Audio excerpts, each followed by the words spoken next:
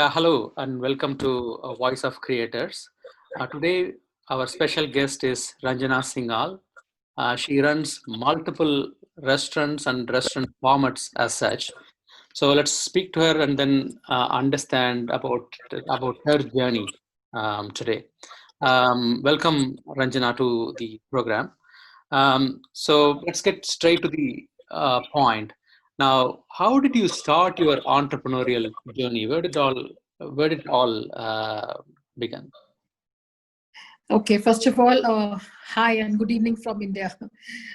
Okay, how I started my journey, it'll be long. Is it okay? Yeah, it's fine. Yeah, go on. Yeah. Okay, so as you know by my name that I'm from Northern India. So I started my journey from Tirupur, married and came to Tirupur in 1993 and lived there for 9 years. Somehow in the back of my mind, I knew that I cannot settle here. That was not my kind of a place to see myself, to see all my life being there. Maybe if I look back, that was the stage getting set for me to take a larger role in life. My only prayer was for that let me get out of this place somehow or the other. Mm. And that's how in the 2001, my brother-in-law, who's my partner in the business, said that let's do something together.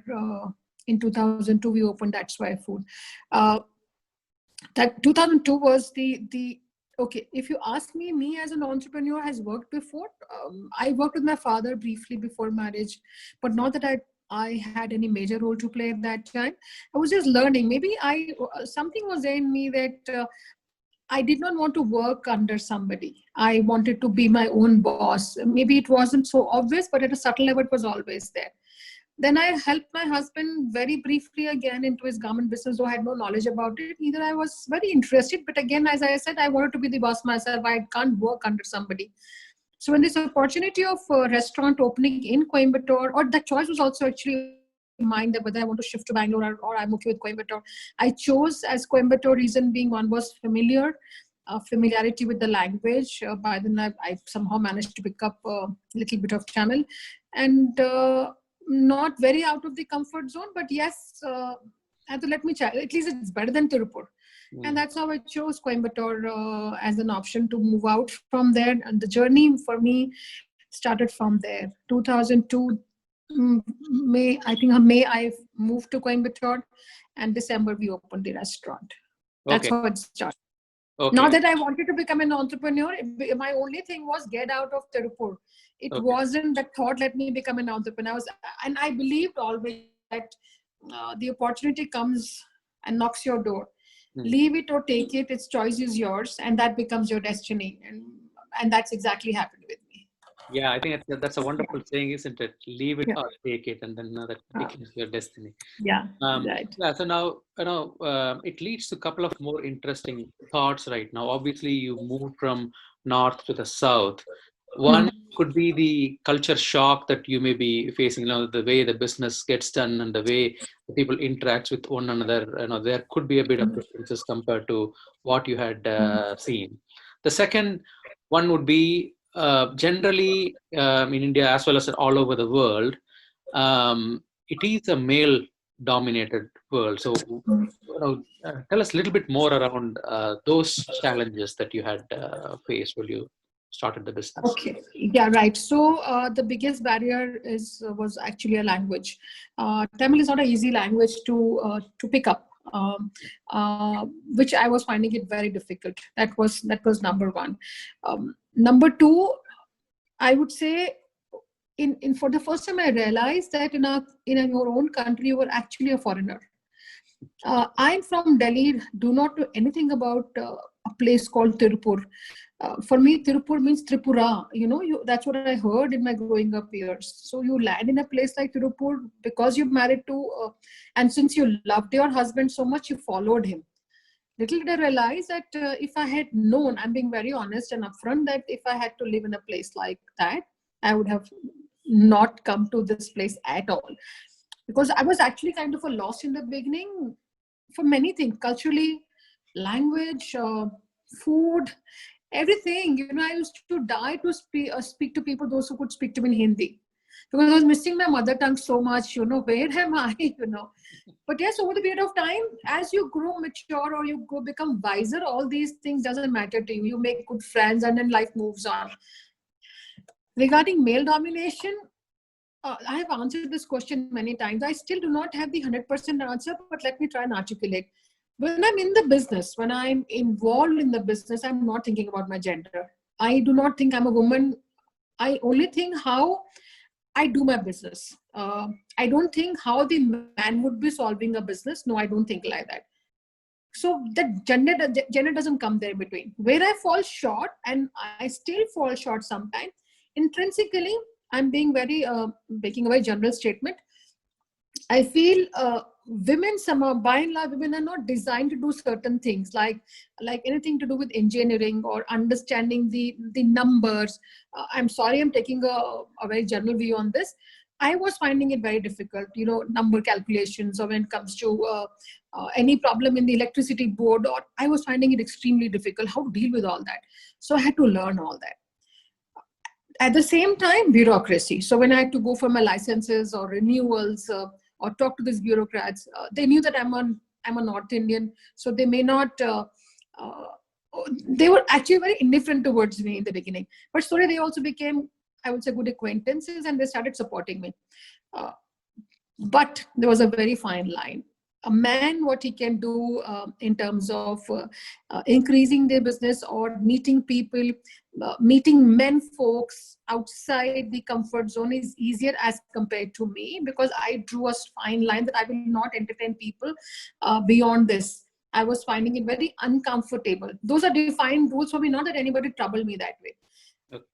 This is a journey, but one of 2-3 episodes I remember which I've had, that women, one thing is that anybody meets me, they will ask me, so it's your husband's business, so call your husband. That was very strange, and I had to tell them, no, this is my business, and I'm the owner, I am the founder, and I wear pants in my house. They could not comprehend to all that. Number two was that if I had to go to any public place with an association of mine, they will ask me to do very typical ladies' work, hand over the bouquet. Do you get it? It wasn't that, okay, boss, even I have this, I have some question to ask. There I would see a very, not that they would do it on purpose somehow. In our country, maybe men are supposed to do certain things, women are supposed to do certain things. It's decided by them. So these are the areas, but not that I'm carrying any grouse or anything at work. When you're working, you're working. Now I'm the only woman in my restaurant. All my employees are men. They have to take orders from me. So I think that's fine. That's okay with me. Great. Okay. Yeah. And yeah, I think that answers the question about the challenges you faced. Yeah. Now, based on my limited knowledge, running one restaurant itself is a huge task. You run three, if I'm not wrong, and plans to have many more. So, how do you juggle three different places, like with three different, obviously, set of employees, menu and all that stuff? Okay. Yes, it is tough. When I was at only one restaurant level, things were difficult then, also because I was establishing the restaurant. But one became two, and then the three, and then I had one failure also in between. Then I opened Cloud Kitchen, then wanted to open Bangalore. Multiple things, I'm in between doing it. Aspirations are there to grow my business, and I know that it's the more I add into my fold, I'll have more stress to deal with. I try and decentralize my work at the level where my managers can handle. But when I think about some strategies or growth or how to take it forward, that is completely in my hand, because I know the direction and I know where I want to go. When the days are bad, then I feel, what the hell am I doing it? By the way, why the hell I have three restaurants? Why am I doing all that? Because need of every restaurant is very different. One is 18 years old, another one is 10 years old, and the third one is 5 years old. So if you look at the need, it's like having three children with different needs. The youngest will have a different and the oldest will have a different need. That's how sometimes I get stuck, that. So your energy sometimes are not enough. You do get tired when I have to deal with so many things at the same time. So imagine if you have only one brand and you're growing it horizontally everywhere, it's easy to deal with. Here each restaurant serves something else, requires something else, and strategies are something else. Those things makes me tired. I will not deny it. Though even if I have managers, they are taking care of the operational work, which I don't participate unless there is a situation where I need to butt in. Till then, no, they manage themselves. But Right. yes, it is sometimes stressful. Right. Now, Yeah. other related challenge that somebody who does not speak the local language face would Mm. be, or even otherwise, Mm. you have your dreams and visions. Yeah. Communicating that to your managers or other employees, it's always a Yeah. challenge, isn't it? Like, their understanding could be different from what you Hmm. might have thought of. So, what is your approach towards that? Like, communicating the same language so that it ingrains Right. into the day-to-day activities that they do. You know what? We should not underestimate our employees. Seriously, they see you in action. They know what exactly are you looking at. They may not understand I'm looking at a 200 crore business. They do not comprehend into numbers, but they know that what she or he wants something more than where she or he is right now. So Hmm. there, I will feel the employees know you where you want to go. Now, how do I communicate to a level which is low before those who are lower than the managerial people? Most of my employees, first of all, are from the northern part of the country, so they understand one language, which is Hindi, right? Those who matter to me and are very close to me are able to manage English also, even if they are from the local background, so that problem gets solved there. Yeah. Most of the people think with their heart. The logic mind comes later. So when you share your dreams with them, where I want to go, I want to grow along with them, out of 100 employees, 80 employees will believe you. Hmm. 20 employees are not there to stay with you for long because they have their own dreams. Right. They have their own aspirations. They don't want to join your dream. And Okay. that's very natural. I cannot expect 100 employees to just come along with me. It's not going to work. So that limitations will always be there. But only thing is, whosoever wants to leave our organization, I only teach them true values, which I tell them. It's perfectly fine to leave any organization, but go on a very happy note. Go on a note where you're always doors are open to come back. I may need you after 4 years. You may need me after 4 or 5 years. Why not go on a happy note? This is what the kind of culture we are slowly trying to bring in. Mhm. Sometimes we fail, sometimes we pass, but I think my understanding in last 3 months, not that I've become a saint, but really I feel my worldview is very different the worldview of the person who has come from a village. Hmm. Their orientation is very different from my orientation. I cannot expect them to come along with me in a times where because few of my people actually just left me and went because their family call was more than supporting me. I Yeah. was very devastated. I was very overwhelmed. I won't deny that. But Hmm. when you come to a level of a response, you feel it's okay. Right. It's perfectly fine. Yeah. And that's how it is. Yeah. Mm. So you touched upon the current Hmm. scenario which is affecting Yeah. every business around the world. How do you foresee? How do you plan to overcome this challenge? Like, what are all the initiatives that Hmm. you have taken or in the process of taking? Okay, now the first thing was the fear, which is all around us. Now, how do you bring the trust back to, the customer has to come back to me. And Hmm. whether it's a delivery or takeaway or coming back after 4 months, there has to be some story which has to be shared with them at an action level also. We started when we got okay, we were allowed to open our places even if for takeaway when it was peak. I want to say peak, but the COVID had just started. Your lockdown had just started. But somehow I chose not to open my places since I wasn't ready. I wasn't too sure about whether my team is getting exposed to whether they'll fall sick. You know how you were somehow grappling with the situation. When we opened on the 8th of May, I made sure that a lot of processes were in place. A lot of training went on in terms of hygiene practice, in terms of processes, in terms of social distancing. Whatever we were supposed to do, we following that, and I made sure the processes were written, SOPs were created, Okay. and the training was given to everybody. This was to combat. the situation. Plus, second strategy was, now what we are doing has to reach out to the customers also. No, this is what we are doing it. Then the marketing comes in between. Then the, of course, we socialize, and us, we put together and start sending out messages, information through social media, that this is what we are doing it. This strategy worked very well. Another strategy was, those who are coming and eating and are taking our food, I told them, just make a 2-line notes on a Facebook page and tag us. And that worked very well. And it's word of mouth which started things happening. The best thing which happened was our packaging, which went viral on Twitter. And though we got trolled because of the wrong temperature, at the same time, it was taken very well. And it was actually went international also. I felt very proud of the fact that it was our brand which became famous because of this. So yes, these strategy worked very well. Now going forward, it's a challenging time. I am not denying it. I'm not in the kind of sales I was doing it, but I feel it's a foundation which I'm laying it so strong right now that after a few months when things get better, I'm very hopeful I'll get the same business back.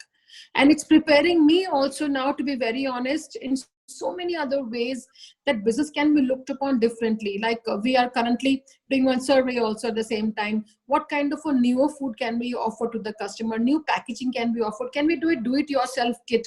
This is also making a difference. You start looking at business and viewing it differently. Finally, it's about food. But how do you deliver the food? Can I change it? So yes, we are working on it. Yeah. So essentially, we have to change with times, and then it has to be relevant to our customers, consumers as well, isn't it? Yeah.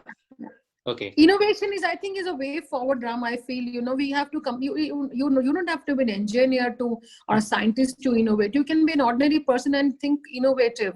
How to make sure that you are still relevant to people. You are just nobody and who's out of the business. I don't look at it like that. I'm basically a very positive person and a solution finder. I'm not a victim variety. Right. Okay. Yeah. Now I want to go back in time, around the time you started the your restaurant business. A lot of people associate your brand with you personally, like your repeat customers know you really well. Now, in the early stages, like when you take care of your customers, like when you see they had a good experience, you can sense it when you look at them, like at the end of the meal or whatever. So how do you feel around the time when you see satisfied and delighted customers? Very nice, actually. The feeling is so, because since people relate to me because of my birth. I'm Ranjana Singhal, that's why food. I'm not just Ranjana Singhal. So when people come and they're very happy, because we genuinely try very hard as a team also. Because I'll tell you how I share my views sometimes with my customer, with my team, is that you are the face of me as Ranjana Singhal. Now you have to perform and behave like me. And when people meet me outside, they should say, I'm so proud of On the Go, or That's Why Food, or Cafe Totaram. Your team is fantastic. I think that is the best compliment I get it when my guests say that we were very happy, we were looked after very well. The best compliment I have got from people is we are the most dependable brand. So there are no surprises when you bring your friends, family, cousins, buyers, anybody. So this to go to place is one of our brand, because the food is the same, consistency is there, and we are dependable. And I felt, oh my God, this can be a tagline for my brands. When I hear this, and when people write some fantastic feedback, it makes you feel very, very happy, actually. Okay, that's great. Okay. Now I want to pick out the other end of the spectrum. You also said, you tried out a couple of new lines of formats or businesses, and it was a failure to go. What was the lessons learned from there? How do you view, some of the failures or difficult times that you encounter along the way? Okay, so my first failure was the Pondicherry outlet, which I opened in 2000, I think 7 or 8, I don't remember now. And that we just opened it. We did not do. It was only one thing was gut. So that is not tangible. Anything which was tangible, we did not do. like to do the market research to find out with the customers what kind of market it's going to be, who was the demography. Nothing, we did not do anything, and that completely backfired. I feel that was the biggest but it was a great learning that any establishment, when you want to start, it will not, your luck will always not be with you. Maybe that's why food worked with us, not necessarily always all the time establishment will just, we open and it's going to work. We have to make sure that our homework is done very well. So my biggest learning was do the recce and homework very well before you kickstart any of the project. So at least 80 to 90% of your risk is being taken care of. 10% is, as you know, market can misbehave or people can throw you out. We have no idea about that, but at least try and mitigate whatever I can. This was learning by the experience, and at the same time, I'm just adding on one more thing was I think my mind and my horizon became little wider when I did the program with ISP, which was in 2011.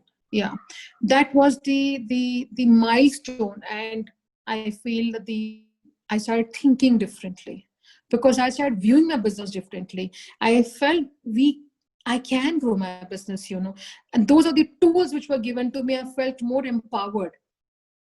I think that was a changing time. Changing time in my life was I did my first stint with ISP. Okay, right. So irrespective of your really tight times around managing the business, you also ended up doing a master's in business Yes. administration. Right. And I think it's important. I feel academics does play a role. Your experience matters. I'm not denying it, but academics give you tools, because it gives you different perspective altogether to your businesses. Why not? We can always amalgamate.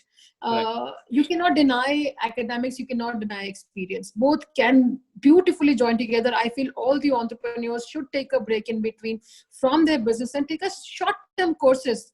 Because one thing is, it's beautiful to become a student again. Right. The best thing is you have to become a student again. And this time you deciding for yourself what you want to do, not your parents. Exactly. Okay. Yeah, you want to study, you don't want to study, presentation, it's all your decision. And you only aspire to do something good. Why not? I feel it's important. I would love to study one more time. So I'm doing one more course with ISB now, with second residency is yet to get over. Okay. But given a choice, now I want to share my experience with people, what all can go wrong or right in a food business. Okay, that is it. And do you have any role models? Do you follow any role models as such? Nowadays, I'm very, very impressed by Ravi Bajaj. Ravi Bajaj, okay. All right. Why? Sorry, Rajiv Bajaj. Sorry, not Ravi. Rajiv Bajaj. Rajiv Bajaj. I'm very, very impressed by him. One is he's original. He speaks the truth. He doesn't mince words. And he's not a work shirker. I'm sure that's in genes also, because he's a third generation or fourth generation into the automobile sector. Yeah. And when I hear him out, and he's Indian, means you can relate to everything, because he's also going through all the problem we any one of us go through as an entrepreneur. Right. So I feel Rajiv Bajaj is right now my hero. I would rather say I would like to meet him whenever I can. But yes, he is right now. Otherwise, normally I pick and choose, and I pick up things from here and there and all that. But somehow he is there, right now. Yeah. Okay. Okay. Yeah. Great. Yeah. And you've been running your business for almost close to 20 years now. Yeah. So what are your dreams and aspiration as it stands today? In business or in personal life? It's probably both. I think we can't distinguish, isn't it? Okay, in business, yes, I really want to grow my business. If one of my email address says Cafe Totaram at 500crore@gmail.com. And I said, okay, I'm going to have that as my email address. One day I'm going to have a 500 crore company. Right. So yes, the dream is there to grow big. If the COVID had not happened, I was already ready with the business plan to pitch. Now it's all in the freezer mode till things gets better. But I really want to grow my business, and I see my business scaling up. I'm very clear about it. Okay. In my personal aspiration, at the same time, I want to say bye-bye also one day. Once I'm done, I'm tired and all that. And that time I want to give it back. I'm not saying very heavy words, but yes, I want to reach out to the young food entrepreneurs. I would like to mentor them in a way that learn business and do it with with a lot of passion, Exactly. Let's start something should not happen. Why do you want to start? You should have the answer. Right. So this is what I would like to do once I'm done with my stints. Okay, great. Yeah, That's good to hear. yeah, Now, one of yeah. the key cog in the whole thing is about how you market your business, etc. Would you like to share some marketing lessons for the viewers? So yes, first just dive into the business, Mm. complete dive into business. Start thinking like a customer, if you are a customer, what do you expect? What would you like it, boy, how would you like things to reach you? For me, it's easy. It's come naturally to me when I start thinking marketing, because I come up with a very raw idea in my head, then Mm. I talk to your team, that I share what the raw idea is all about. Then we start expanding those raw ideas. Hey, this will hit, this will be a miss. For example, currently we are doing Dalgona. Dalgona. This, right, this is what we're promoting right now. So Dalgona was a craze during the time of COVID. Everybody's talking about Dalgona, but Dalgona is actually nothing else. It's a very North Indian way of making coffee. I remember in our days of childhood days, we used to beat the coffee with the sugar, and that was called fitty hui coffee. Somehow it's like beaten coffee. I said, Beaten. my, what Dalgona they are doing it. Then said I sat with the Ramesh. I said, let's do Dalgona our version. So we worked on the recipe, but I made sure the campaign which we were running and the language what we use had to hit people, and people come back for Dalgona. So what I'm trying to say is, and marketing works very well the moment you touch the right chord. Right. So if you one is that if I'm touching a very price sensitive market, I have to make sure that it touches right there. There is no point selling 800 rupees worth of food to a person who's expecting a 200 bucks meal.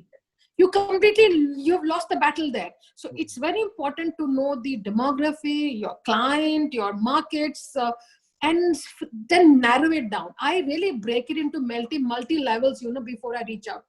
80% I do well, 20% that also happen. I think that's how Right. every time it goes. But yes, your team, especially Ramesh, has been fantastic person to work along with, because he understands me. The Right. second person has to understand me. Where am I coming? Now he understands my language. I think probably he reads my mind now. So yes, Right. that's how I go about it. Okay, great. Like you already touched upon few advices to the entrepreneurs when they dive into the business, like think like how your customers would be thinking, etc. And if you were to give few advices to the budding or aspiring entrepreneurs, what would they be?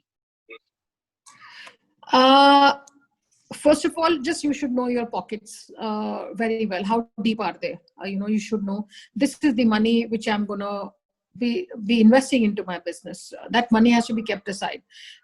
Number two is that know your business very well, know your market very well, do your homework very well. Just don't go only by the gut. Gut will be there. You if you've done your homework very well, your gut become further. You start, the conviction become very high. Mm. So in my opinion, homework to be done, and your pace. You cannot start thinking from January until December only thinking. No, it doesn't work. And each business is very different. If you want to go into a technology business, it has to be, everything has to be done at a yesterday level. It Right. is, I know this little how the things are moving in technology space. In terms of my kind of a business, if I'm sitting in Coimbatore, I cannot sell a Spanish food. The Mm. market will just completely throw me out. So those kind of things should not happen. You should know your markets very well. You know your product or service very well. I'm using a very MBA jargon, but that's reality. Unless you do not know, and why do you want to do the business? Right. Do you want to make money? See, there are two, three things are there. For a man, uh, he they are it's the part of the DNA that we have to bring food on the table, right? So either they study hard and they work for somebody, or they do business, or they do family business, or they become traders, whatever. For a woman, it's, I have an option. I can stay at home, or I have the economic pleasure, pressure, so I have to work, Mm. or I just want to become a teacher, but I don't want to do anything. So you have to have a very clarity why I want to do business. It's really speaks to me that I want to become a florist, or I become a food entrepreneur, I become a technician, or whatever. Or it is just I am push to become a florist because I have to bring money on the food on the table, then you think very differently. You by hook or by crook, you have to perform very well. So you have to make sure that whatever is the purpose of your business, you should have a clarity. Okay. And the more hard work or more, I think sense has to go, logic has to go in the businesses. Okay. All right. So if we follow whatever you have said, like if you want to know the main motive, then automatically whatever challenges a person is going to face, like they would have a reason to motivate themselves, isn't it? Yeah, naturally. And you will break. It's not happened. It's gonna. You will not break down in between. You will. You will have sleepless nights. Sometimes you'll just wake up today after 17, 18 in the business. Sometimes I still wake up with a, oh my God, this is still yet to do. I'm still not there. Those feelings will always be there. And I think it's perfectly fine. If you have to be ready for those challenges. Already I have to say that you don't like it. Not that I'm like preaching, so I'm enjoying it. Sometimes you don't want challenge. Sometimes you do not want to confront. But if you are in the business, make sure that accept it, become adaptive. This is how it's going to be. And comfort zone, you start doing fantastic, you get into comfort zone, and no, somebody will throw you out, your competitor, somebody else. Make sure that you are ready for a next level and move ahead. Okay. All right. Thank you very much, Sanjana, for throwing a lot of insight onto entrepreneurship. I sincerely thank you for spending the time and sharing all these information. So it was wonderful to have you again. Thank you very much for your time. Same here. Much Yes, appreciated. my pleasure. My pleasure. Really, really my pleasure.